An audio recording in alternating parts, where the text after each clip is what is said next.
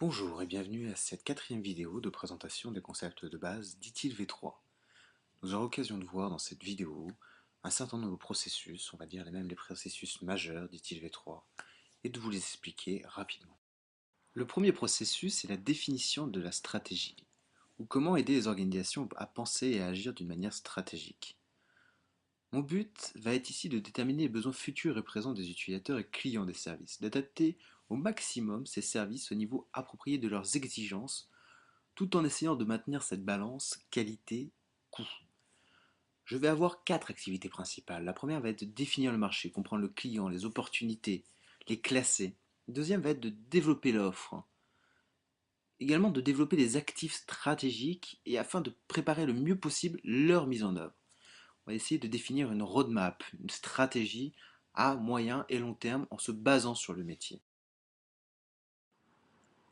Le deuxième processus de la stratégie des services est la création ou la gestion du portefeuille de services. Il s'agit ici de mettre à disposition des clients de la DSI un outil de prise de décision.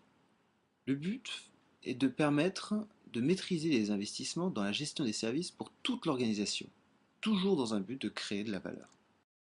Le troisième processus ITIL-V3 orienté stratégie est la gestion de la demande, que certains appellent ITMM, IT Marketing Management. Il s'agit ici de comprendre et influencer la demande du client afin d'assurer une disponibilité des services au meilleur prix. On différenciera deux types. Un niveau stratégique où la gestion peut impliquer notamment l'analyse des modèles d'activité métier et des profils utilisateurs, et un autre niveau dit tactique, où le fait de proposer, d'encourager les clients à utiliser des services à des moments les moins fréquentés.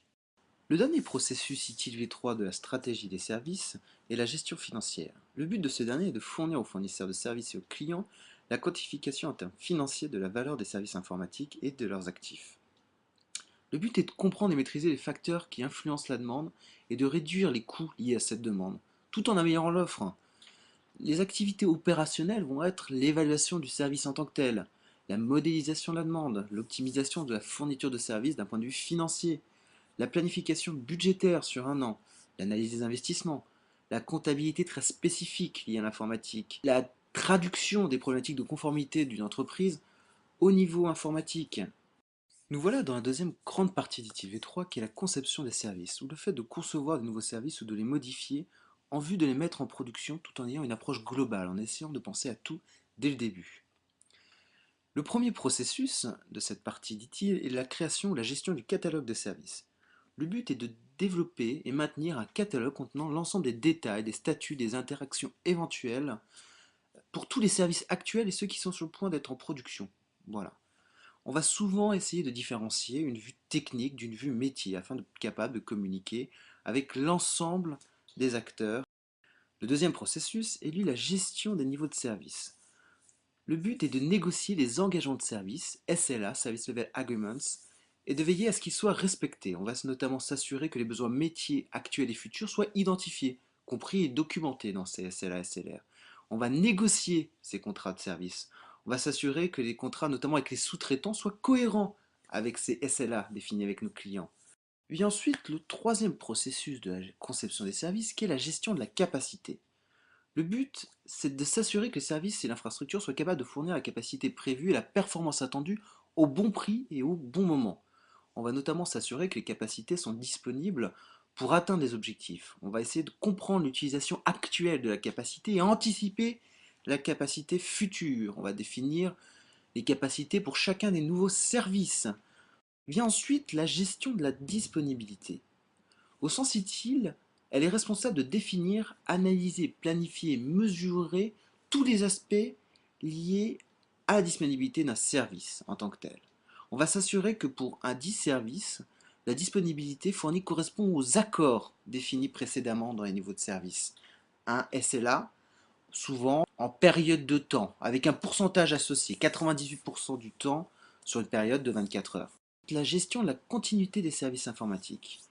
Elle est responsable de la gestion des risques qui pourraient sérieusement affecter ou impacter le business.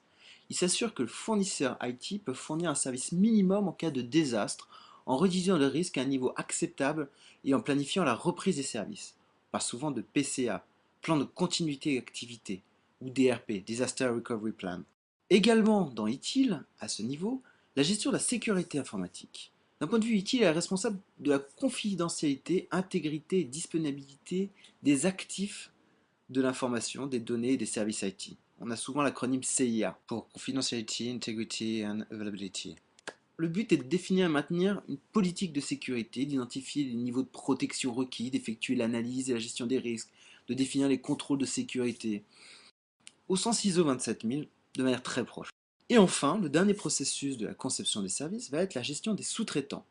Elle est responsable de s'assurer que tous les services et la facturation associés aux fournisseurs est gérée. Le but, c'est de s'assurer d'un bon rapport qualité-prix, d'un bon travail main dans la main avec l'ensemble de nos fournisseurs. On va ainsi maintenir une base de données des sous-traitants, s'assurer qu'ils atteignent leurs objectifs, maintenir un processus de gestion des litiges également. Le but étant de travailler main dans la main. Voilà, nous venons d'essayer de donner une rapide définition des processus majeurs, dit-il V3. Je vous remercie beaucoup de l'attention que vous m'avez apportée durant ces quelques minutes. N'hésitez pas à vous rendre sur notre site internet www.orsibconsulting.com afin d'avoir plus d'informations sur ces ensembles de problématiques autour d'ITIL et de la gestion des processus. Merci beaucoup. Au revoir.